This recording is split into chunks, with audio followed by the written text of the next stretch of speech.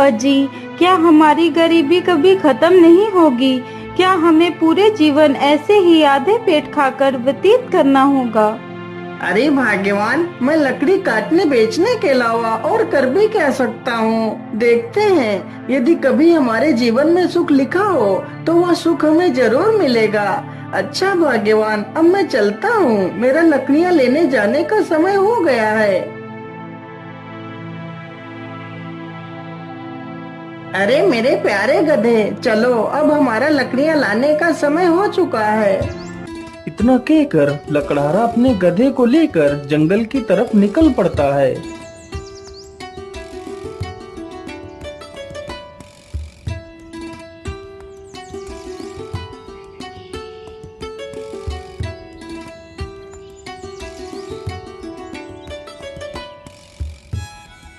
मेरे हिसाब से यही पेड़ ठीक रहेगा, चलो इसे ही काट लेता हूँ।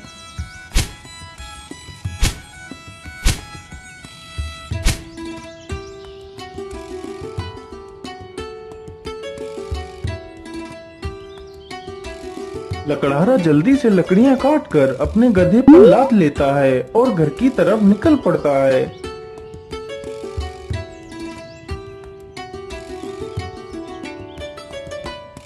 पानी, पानी, पानी, मेरी सहायता करो। अरे, ये किसकी आवाज है? मुझे लगता है कोई तकलीफ में है। चलो चलकर देखता हूँ। लकड़हारा जल्दी से उसी ओर जाने लगता है जिस ओर से वह आवाज आ रही थी। पानी, पानी, पानी, मेरी सहायता करो। अरे, ये क्या? ये तो एक तोता है, लेकिन यह तो पूरी तरह जख्मी हो चुका है। मैं ऐसा करता हूँ, इसे भी अपने साथ ही ले चलता हूँ। लकड़हारा जल्दी से उस तोते को उठा लेता है और उसे भी अपने साथ ले जाता है।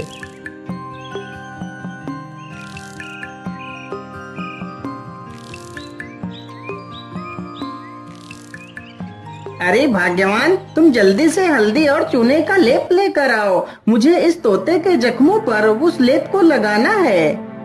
लकड़हारे की पत्नी तुरंत ही हल्दी और चूने का लेप लेकर आती है। लकड़हारा तुरंत ही उस तोते के जख्मों पर उस लेप को लगाने लगता है। अरे तोता भाई, मैंने तुम्हारे जख्मों पर दवाई लगा दी है, अब तुम जल्दी ही स्वस्थ हो जाओगे। इस प्रकार तोता 1-2 दिनों में ही पूरी तरह स्वस्थ हो जाता है।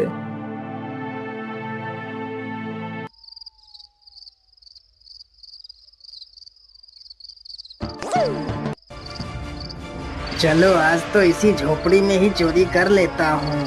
हो सकता है इस झोपड़ी में ही मुझे कुछ काम की चीज मिल जाए। इतना कहकर वह चोर उस झोपड़ी में घुस जाता है। तभी वह तोता उस चोर को देख लेता है। अरे मालिक, जल्दी से उठिए, देखिए चोर आ गया। अरे मालिक, जल्दी उठो। अरे मालिक, जल्दी से उठिए, देखिए चोर आ गया। अरे मालिक, जल्दी उठो। अरे वाह, यह तोता तो बोलता भी है। तो क्यों ना मैं इसी तोते को ही पकड़ ले जाता हूँ। बाजार में तो इसकी कीमत अच्छी मिलेगी, और तो कुछ इस झोपड़ी में दिख भी नहीं रहा है। इतना सोचकर चोर तुरंत ही तोते का पिंजरा उठाता है और वहां से भाग जाता है।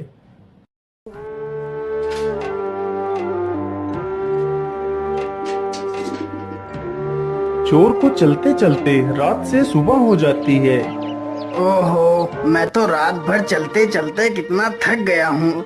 चलो ऐसा करता हूँ, थोड़ा इसी पेड़ के नीचे आराम कर लेता हूँ, फिर सोचूंगा इस तोते का क्या करना है। इतना सोचकर चोर उसी पेड़ के नीचे लेटकर सो जाता है। तभी वहां से एक राजा अपने घोड़े पर सवार होकर निकलता है।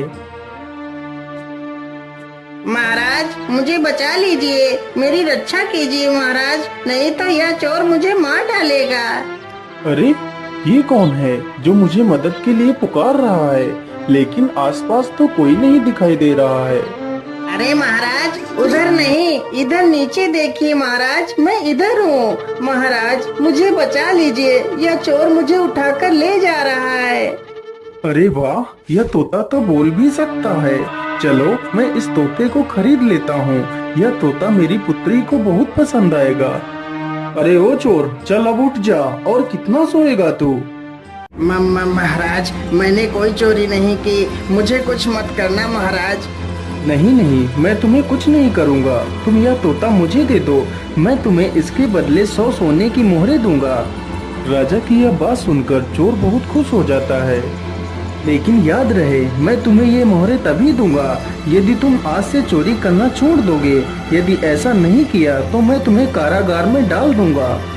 नहीं नहीं महाराज, मैं आज के बाद कोई चोरी नहीं करूंगा। राजा तुरंत ही उस चोर को 100 सोने की मोहरें दे देता है और तोते का पिंजरा लेकर वहाँ से चला जाता है।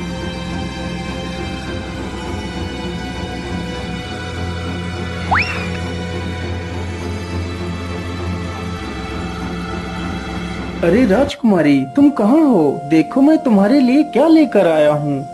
अरे पिताजी, यह तोता तो कितना सुंदर है। हाँ पुत्री, यह कोई ऐसा वैसा तोता नहीं है। यह तोता इंसानी भाषा को बोल और समझ सकता है। फिर तो यह एक अद्भुत तोता है। पिताजी, आज से मैं इस तोते को अपने साथ ही रखूंगी।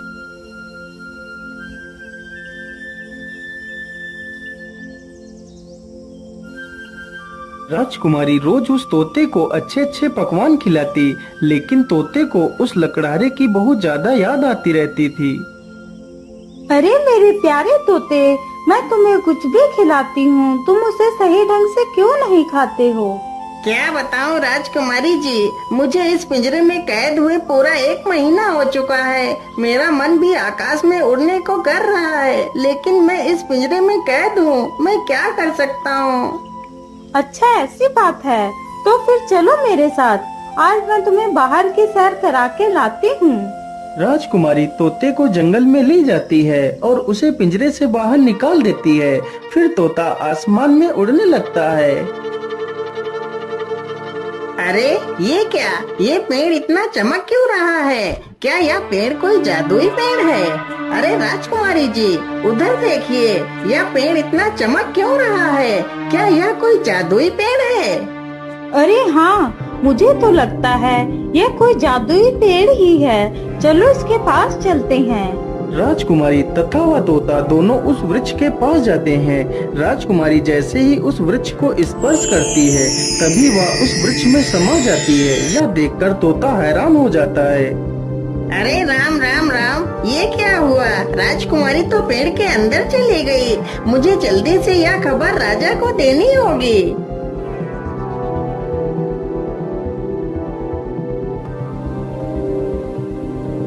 अरे ये मैं कहाँ आ गई? ये कौन सी जगह है? तभी एक बड़ा सा बाज राजकुमारी के सामने आकर खड़ा हो जाता है। अरे यह बाज तो कितना विशाल है। इतना बड़ा बाज तो मैंने आज तक नहीं देखा। तभी वह बाज राजकुमारी को अपने पंजे में दबाकर उड़ जाता है।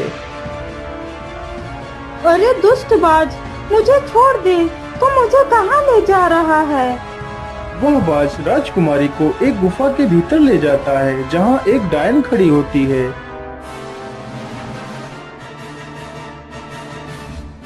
अरे कौन है आप और मुझे इस प्रकार यहाँ क्यों लाया गया है? मुझे छोड़ दो, मुझे वापस जाने दो।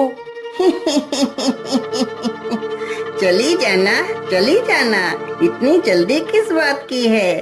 तुम इस समय पाताल लोक में हो। यहाँ से निकलना इतना आसान नहीं है। तुम यहाँ से तभी बाहर जा सकती हो जब मैं चाहूँगी। यदि तुम यहाँ से बाहर जाना चाहती हो तो तुम्हें मेरा एक काम करना होगा। बोलिए, आप क्या काम करवाना चाहती हैं? राजकुमारी जी, तुम्हें मेरे लिए अमृत लाना होगा। लेकिन ये अमृत कहाँ मिलेगा? ये अमृत तुम्हें रंगी कंचन की पहाड़ियों में मिलेगा। लेकिन ये पहाड़ी कहाँ पर है? फिर वह डायन राजकुमारी को अमृत लाने का रास्ता बताती है। वह डायन अमृत पीकर अमर होना चाहती थी और पूरी दुनिया पर राज करना चाहती थी। उस डायन ने उस विशाल बाज को अपने वश में कर रखा था, जिससे वह सारे काम करवाती थी। डायन की ये सारी बातें सुनकर राजकुमारी वहाँ से अमृत लाने के लिए चल पड़ती है।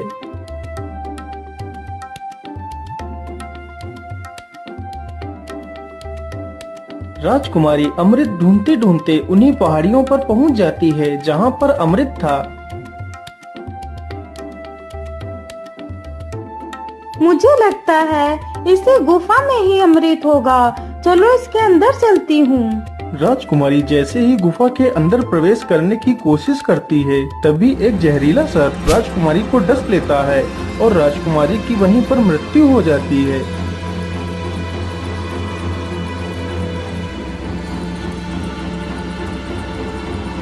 महाराज, यह वही पेड़ है जिसमें राजकुमारी समा गई है। ठीक है तोते, तुम यहीं पर रुको, मैं इस पेड़ के अंदर अकेला ही जाऊंगा। राजा जैसे ही पेड़ को हाथ लगाता है तो वह भी उसी पेड़ के अंदर चला जाता है।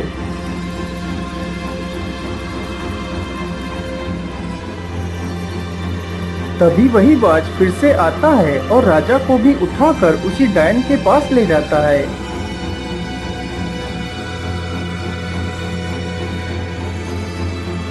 कौन है आप और मुझे यहाँ पर इस प्रकार लाने का क्या कारण है? मेरी राजकुमारी कहाँ है? अरे महाराज, आप चिंता ना करिए, आप जल्दी ही अपनी राजकुमारी से मिलेंगे। उससे पहले आपको मेरा एक काम करना होगा। ठीक है डायन, मुझे जल्दी से बताइए, मैं तुम्हारे लिए क्या काम कर सकता हूँ। फिर वह डायन राजा से भी उसी अमृत को लाने की बात कहती है। ठीक है डायन, मैं तुम्हें वह अमृत लाकर दे दूंगा, लेकिन मेरी पुत्री को कुछ नहीं होना चाहिए। इतना कहकर राजा अमृत लाने के लिए चल पड़ता है।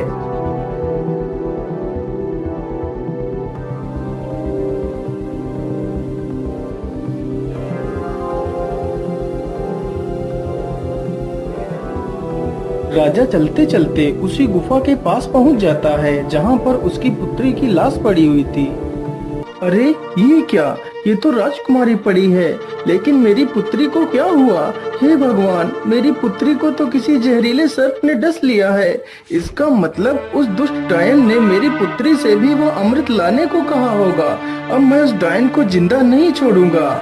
मुझे लगता है इस गुफा में कोई जहरीला सर्प भी है, मुझे ध्यान से आगे बढ़ना होगा। इतना कहकर राजा राजकुमारी को वहीं पर छोड़कर आगे बढ़ता है। तुम्हारी हिम्मत कैसे हुई इस गुफा में आने की?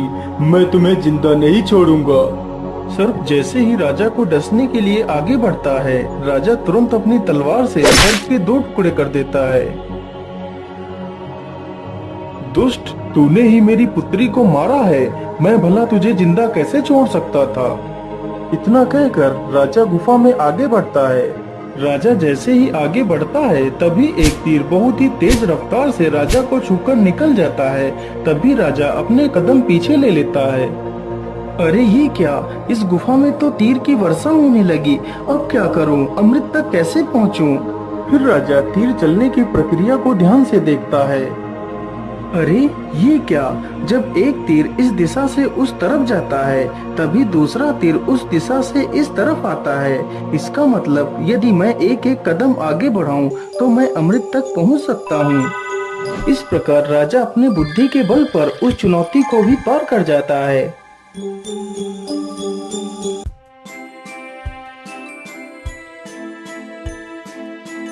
अरे वो रहा अमृत, चलो जल्दी से अमृत को ले लेता हूँ।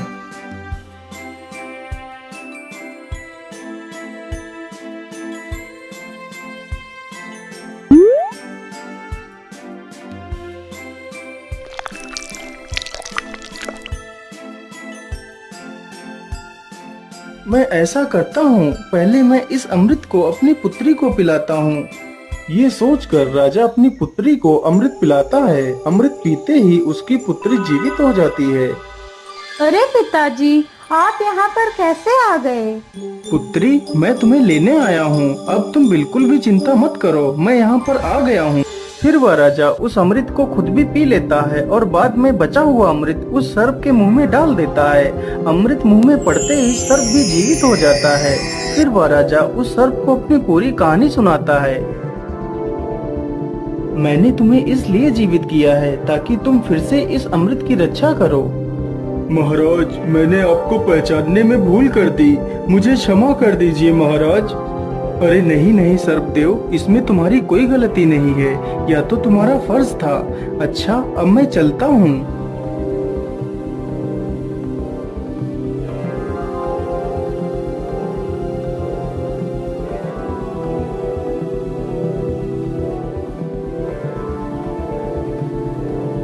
राजा उस बोतल में अमृत के स्थान पर एक तालाब से साधारण जल भर लेता है और डायन के पास पहुंच जाता है।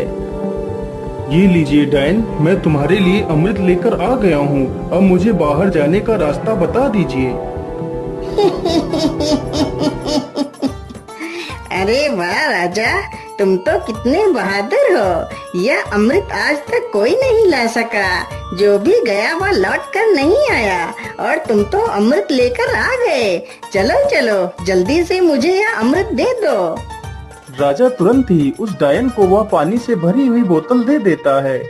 डायन तुरंत ही उस पानी को अमृत समझकर पी जाती है। हे डायन, मैंने आपके कहे अनुसार आपको अमृत लाकर दे दिया। अब मुझे बाहर जाने का मार्ग बता दीजिए। इतनी भी जल्दी क्या है? अब मैं अमर हो चुकी हूँ। अब तुम दोनों यहाँ से कहीं नहीं जाओगे। आज से तुम दोनों भी मेरे गुलाम हो। अरे डायन, ये तो सरासर धोखा है। मुझे यहाँ से जाने का मार्ग बताओ, नहीं तो मैं तुझे मार डालूंगा। अरे मूर्ख राजा, अब मैं अमर हो चुकी हूँ। अब तू मेरा कुछ भी नहीं बिगाड़ सकता। अच्छा ऐसी बात है, तो फिर ये ले मेरे इस तलवार के वार को झेल।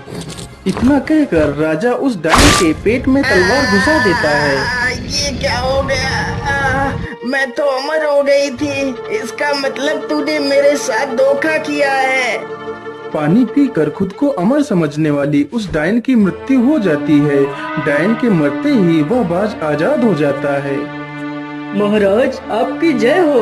आप तो बहुत वीर और बुद्धिमान हैं। आपका बहुत बहुत धन्यवाद महाराज, जो आपने मुझे इस डायन की गुलामी से आजाद करा दिया। हे बाज, क्या तुम यहाँ से बाहर निकलने का रास्ता जानते हो? जी महाराज, आप दोनों हमारी पीठ पर बैठ जाइए, मैं अभी आपको बाहर ले चलता हूँ। दोनों ही बाज की पीठ पर बैठ लेते हैं और बाज उन दोनों को लेकर एक दरवाजे के पास जाता है। महाराज, इसी दरवाजे के बाहर आपकी दुनिया है, यहीं से आप बाहर जा सकते हो महाराज। राजा तथा राजकुमारी दोनों बाज का धन्यवाद करते हैं और उस दरवाजे से बाहर चले जाते हैं।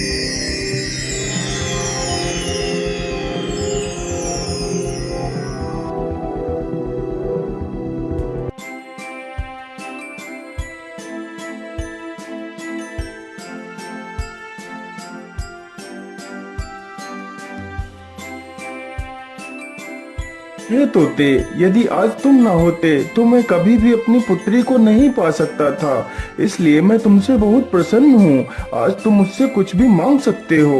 महाराज, यदि आप मुझे कुछ देना ही चाहते हैं तो मुझे 1000 सोने की मोहरें देकर आजाद कर दीजिए। राजा ने ऐसा ही किया। तोते को 1000 स्वर्ण मुद्राएं देकर उसे विदा कर दिया। तोता वहाँ से उड़कर सीधा उसी लकड़हारे के पास पहुँच जाता है। मालिक देखिए, मैं आ गया और आपके लिए कुछ उपहार भी लेकर आया हूँ। लकड़हारा जैसे ही उस पोटली को खोलकर देखता है तो उसमें ढेर सारे सोने के सिक्के देखकर वो बहुत खुश हो जाता है और फिर वे तीनों मिलकर खुशी खुशी अपना जीवन व्यतीत करने लगते हैं।